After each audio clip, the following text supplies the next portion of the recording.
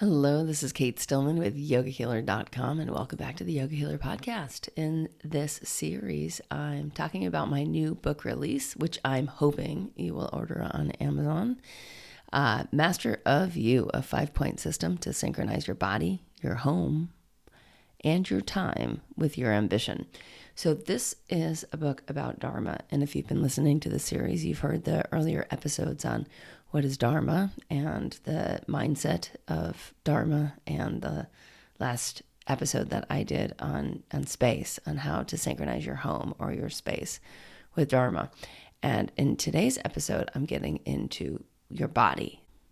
How do you care for your body to step into a deeper Dharma? And what's the relationship to that? What's the relationship between the kind of energy that you have, how refreshed you feel in the morning, how you're nourishing your body, how you find your center, how you maintain healthy body weight, how you age gracefully? Like, what does that have to do with Dharma? That is in today's episode. So this desire to live life on another level, to play a bigger game, to hit larger and bigger and better goals, it naturally arises out of aligned body rhythms. We want to do more, right? If we are the cosmos and we are expanding, then we simply have the desire to live a really great life if our body rhythms are in sync. And so this is what happened when I wrote the book Body Thrive. I was coaching members through Body Thrive. They were getting healthier, more energy, optimizing their body weight, optimizing their day-to-day habits to give rise to just more life, right? Like a more nourished organism. And what happened is they started asking me, like, how do you achieve bigger and greater goals consistently? And so that is what happened in Master of You, and the course behind it, and Awake Living. So what this chapter is so important, because if you don't have the body rhythms, if you don't have nourishing body rhythms, you will continually struggle with Dharma. Like, you'll continually struggle to have the kind of energy and the kind of resilience and adaptability to live a greater life. So this chapter might be like super, super important for many of you. And it's in general, there's a ton of episodes on this. If you missed the stress series I did earlier 2 months ago, go back and listen to the stress series. If you missed the Ayurvedic Basics series on digestion, on sleep, on elimination, listen to those series from last month. All right. So on with how do you care for your body to step into a bigger Dharma? I'm going to read a little bit from Master of You. And I just want to mention, for those who want to do a body goal session, go to yogahealer.com/body-goals. And you can talk to a yoga healer coach about your body goals, about your body rhythm, and stepping into your deeper dreams. It's free. It's super helpful. We get great feedback from people having really enjoyed those conversations. I'll read from Master of You. Strong pulsations in your habits of waking and sleeping, hunger and satiation, strong workouts and deep recovery, a complete morning bowel movement and an empty colon, and peak performance and deep rejuvenation reorient you to thrive. Strong pulsations set a rhythm. According to Ayurveda, health is defined as when the energy and intelligence within consciousness move in an effortless, pulsating flow through each cell. You are a being in action with a pulse, a beat, a rhythm. You are more of a verb than a noun. Your body is a living system that thrives on rhythm and falls apart out of rhythm. From yoga, Taoism, and other ancient spiritual philosophies come the concept that cosmic order generates daily and seasonal rhythms called Rita in Sanskrit and Tao in Taoism, as well as give rise to Dharma, or living in right relationship with purpose. When we live out of rhythm, we are at odds with Dharma, or right action. This living against the cosmic order, out of rhythm, out of sync, generates imbalances in all 5 bodies. Arrhythm is like whole body arrhythmia, an irregularity with a beat of life. Even modern science is on board with this concept. quote, irregular circadian rhythms have been linked to various chronic health conditions such as sleep disorders, obesity, diabetes, depression, bipolar disorder, and seasonal affective disorder. End quote. I'm not sure the reference on that, but it's in the endnotes. On the other hand, rhythm refers to a strong, synchronized, organic pattern. The etymology of rhythm has roots in the word flow. When your basic body habits are aligned to the nighttime and daylight cycles, you have time and space on your side and feel in the flow of life. Health and resilience follow, opening the door to align your day to deeper meaning and higher purpose. When your daily habits, eating, moving, sleeping, don't uphold your biological need for rhythm, your health suffers. Over time, mental clarity, focus, and peak performance, the key components for the energy behind ambition, are sacrificed. As a result, dis-ease can occur on the level of any of your 5 bodies, the 5 koshas, which I explained in chapter 3 or the last episode. As a result, disease can occur on the level of any of your 5 bodies. Physically, with chronic physical symptoms. Emotionally, with repetitive negative feelings. Mentally, due to negative thought cycles about yourself and others. Intuitively, if you disconnect from your intuitive powers and lose presence, purpose, and spontaneity. And spiritually, if your life loses deeper meaning. So back to the questions that people are searching for answers from, at least in terms of Google SEO. People are asking, largely this question about energy, about how do I have more energy? So if you're living out of sync with the rhythm, no bueno, right? No energy. You're not going to have the kind of clarity of mind, the kind of power of your body that is required for a life of healthy longevity and of deep immunity. And that's possible. And this is what we see time and again in Body Thrive is like people align to rhythm, they align to habits, and they get healthier. So what are the key habits? Well, I break them into these 3 body rhythms: rhythmic eating, rhythmic movement, and rhythmic sleeping. Now, I don't think any of this is news, but sometimes just organizing it in a way that's really simple can be helpful. So are we eating in rhythm? And essentially eating in rhythm has everything to do with rest and digest. So if you're in fight or flight, that's the opposite of rest and digest mode. Now, rest and digest mode is a natural pulsation when you eat that you allow your digestion to move through the phases and cycles of digestion without interruption. Now, modern culture is snack happy, right? We like to constantly eat or graze. We give children snacks at a young age. We teach them the art of grazing. But the problem is the art of grazing is that it goes against the rhythm. It's arrhythmic. So what happens is you're constantly disrupting and interrupting digestion, which basically your entire digestion, absorption, elimination process gets gunked up. It gets gooed up. That goo or gunk is called ama. So ama is partially digested or incompletely digested food that is now becomes like a waste, not a functional waste, a dysfunctional waste in the body. Yes, there are functional waste, like your poop is functional waste. So ama just gums up the works. And when we eat too frequently, what happens is over time, the body's wasting a ton of energy just on digestion, absorption, elimination. Now, with rest and digest, after you digest, you allow this rest phase, what happens is the mind actually gets calm and clear. So a lot of the brain fog goes away. A lot of people right now have trouble concentrating, focusing. Intermittent fasting, or what I would rather call rhythmic eating, right? So intermittent fasting and rhythmic eating to me are saying the same thing. It's just that fasting, I don't know about you, but like fasting, less fun.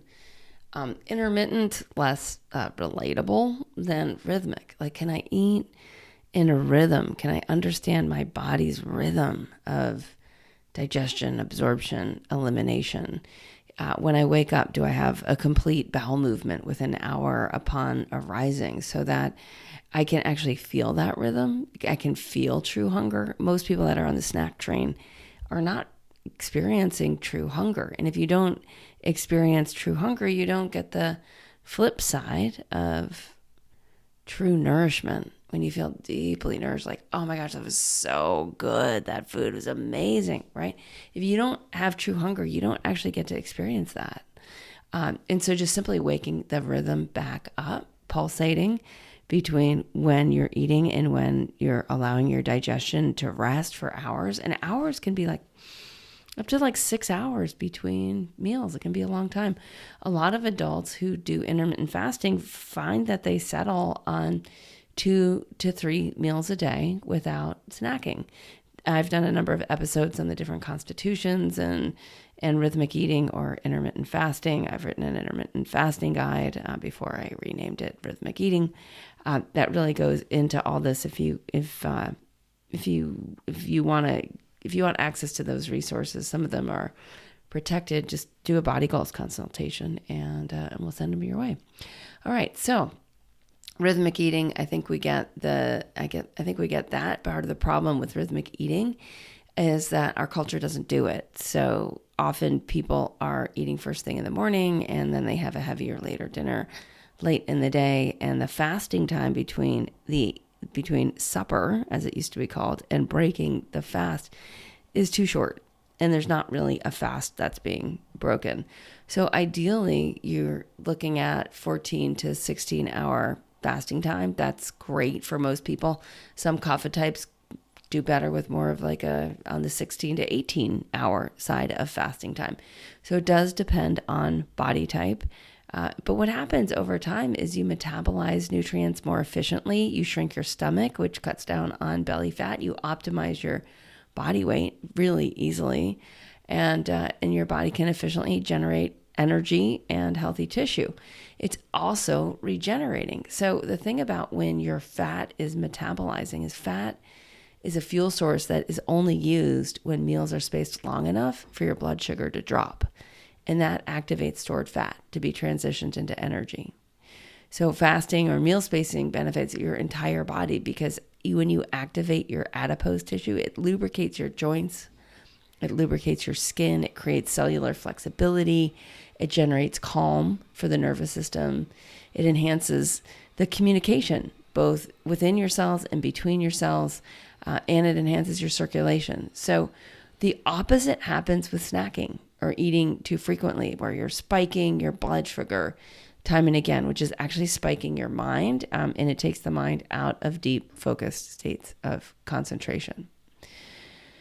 Basically, rest and digest is regenerative, and snacking or disrupting rest and digest, that's a degenerative pattern, and it's part of the stress cycle. Right? No bueno. So in general, the shift into rhythmic eating, like how do you find your rhythm? Well, a lot of this is tied up in culture, right? So what your family culture is doing, what your work culture is doing, what your friend culture is doing, like what's normal. If it's normal for you and your friends to go out for a heavier later dinner, that's something that could continually disrupt your ability to rest and digest. You might find those nights you don't sleep as well. So just just making the changes that actually make all the difference. Like, hey, let's meet for brunch instead, or lunch, or let's go for a hike, or let's do things that actually make our bodies feel great. Then what happens is Dharma gets much bigger and much better, and your life aligned it's way more what you actually want than an extra roll around your belly or thighs or butt or chest or wherever it's ending up on you. All right. So as what's fascinating with intermittent fasting or rhythmic eating is that in that process of the shift of shifting from snacking to shifting to rhythmic eating is you find that you actually digest a lot of your emotions. Like a lot of the emotional baggage that you carry, which is actually disrupting your ability to step into deeper Dharma, that gets digested in the process. We're able to be really real with your emotions instead of just stuffing them. When you eat rhythmically, naturally you wake up and you have a lightness of being. So you have more energy, you feel more refreshed in the morning. If you don't feel refreshed in the morning, that's a sign that you're not eating rhythmically. All right, let's get into the other two. So we have rhythmic movement. Now, rhythmic movement is simply the idea that moving shouldn't just be exercising once a day for 20 to 30 minutes or even 60 minutes and then sitting on your butt all day. Right? This whole like desk job, couch potato, we have these disastrous, degenerative contemporary fads, and they've gone global and they've gone viral. And we know that these effects are on the rise, right? These sedentary diseases are alarming. There's actually a stat, this is fascinating. People who sit for more than 4 hours a day have a 40% higher disease risk than those that sit fewer than 4 hours a day. Now, 4 hours, that's like nothing right now, right? Like a lot of people are sitting 8 hours a day. So higher health risks of sedentary lifestyle include obesity, heart disease, high blood pressure, high cholesterol, strokes, type 2 diabetes, cancer, migraines. And the list goes on, right? It's amazing how bad it is to sit too long. So if you're sitting more than 4 hours a day, you have a 40% higher disease risk, right? Think about that. And now calculate how much are you actually sitting. There's also clear evidence that an inverse relationship exists between the volume of physical activity and mortality rates in men, women, young adults, and older adults.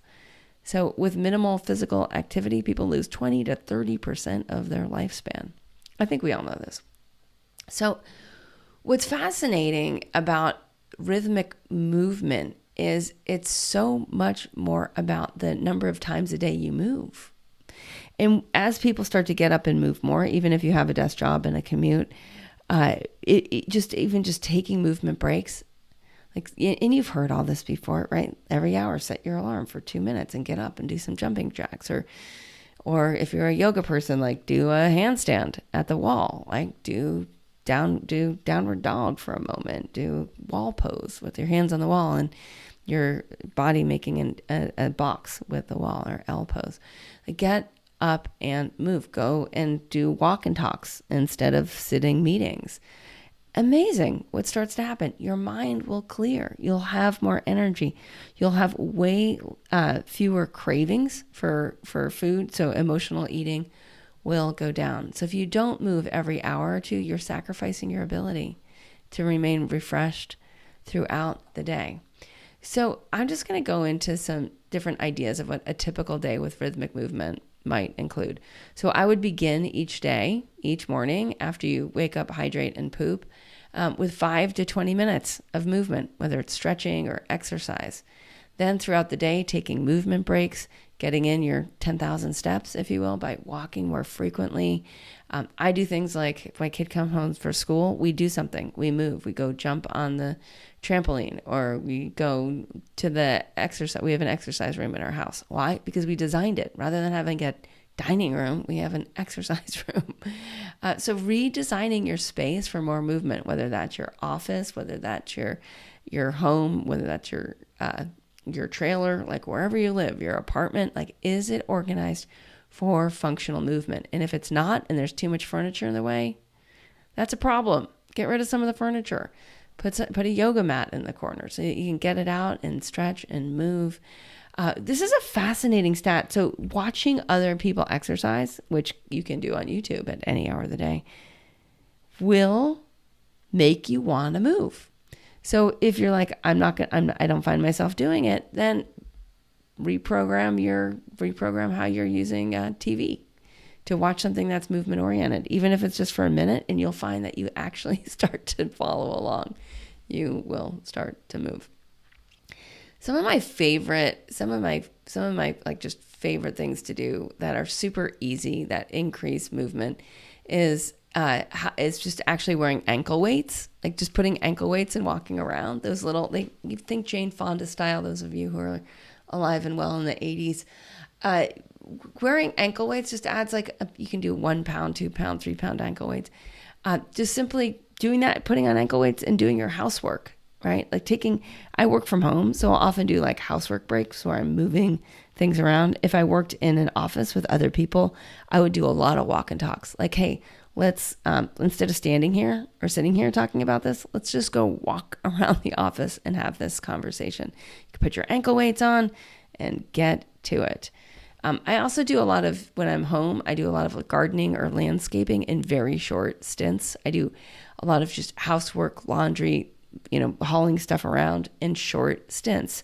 And this just, I might have 5-10 minutes between meetings and I'll go and just do something that's much more active. Again, that's a tip if you work from home. It's kind of killing many a bird with one stone. All right, other little things to do, just doing a few jumping jacks or side stretches now and then, setting alarms on your phone or at your desk so that you move.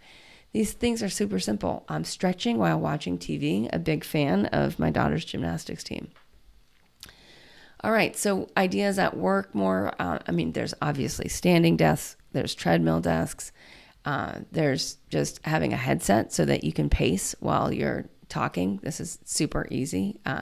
I will often have walking meetings even from home where I'll just put my headset on and go for a walk around the block and do a meeting that way.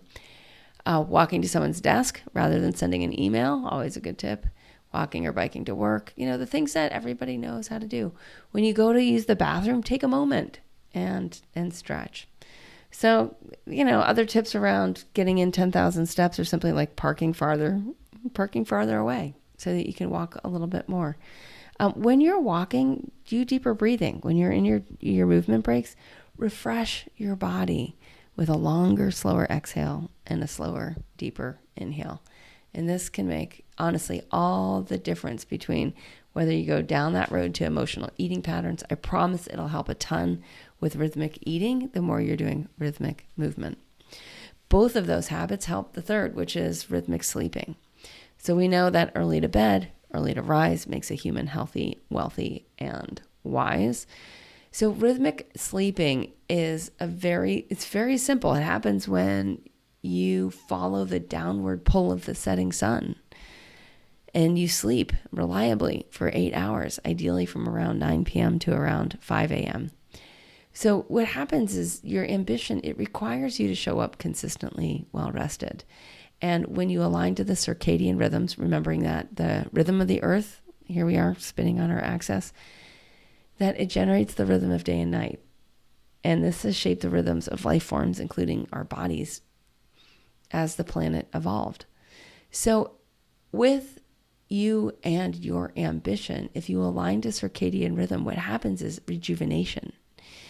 I'm sometimes surprised at just how much sleep I get. And I have a pretty relaxing lifestyle. Like I do run a company. Life is busy. I have a child. Life is full. I'm very athletic.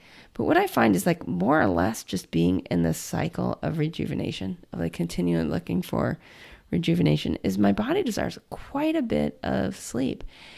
The crazy thing is that sleep duration in the general human population has decreased from an hour and a half to 2 hours per night, or around 25%, from 9 hours to less than 7 hours, just since the early 1900s. That's nuts. That's nuts. Like we're running this massive global experiment being like, hey, what happens if you get 25% less sleep and you eat 25% more calories?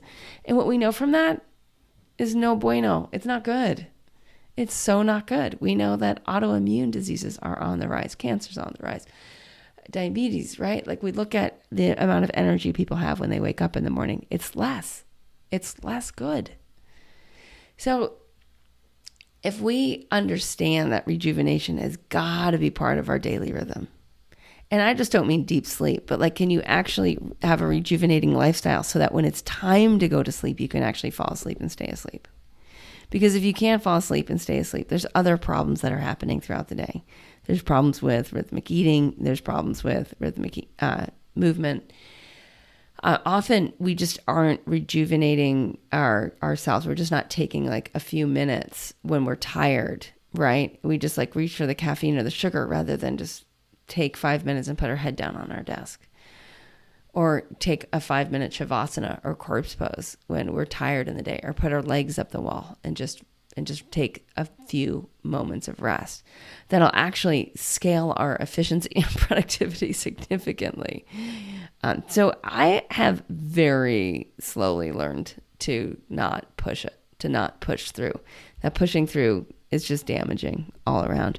And that took me a really exceedingly long time to learn. I'm pretty pitta. I have a lot of drive. I have a lot of energy in general. And I have a lot of resilience in general, just constitutional ojas is what you might say in Ayurveda. And I would just push through things. But slowly and surely over time, I found that that's just dumb. It doesn't help and it's not fun. And then I have more issues with deeper sleep at night. Why? Because I'm basically in an adrenaline addiction pattern, right? I'm basically in a pattern where I'm raising my stress hormones, lowering my sex hormones, and that means that I'm not going to sleep well and deeply. So getting out of sleep deprivation, getting out of arrhythmic rest, this can take time, but the results are sort of insane. Like 20% of fatal accidents in the U.S. involve a drowsy driver. That is so bad. That is so optional. That 20% of people killed in car accidents is optional. That's what that's saying. Just get in the rhythm of deep rejuvenation, which enables you to rest more deeply. So in general, how do you ritualize rest? There's a few things we know that really can make a huge difference.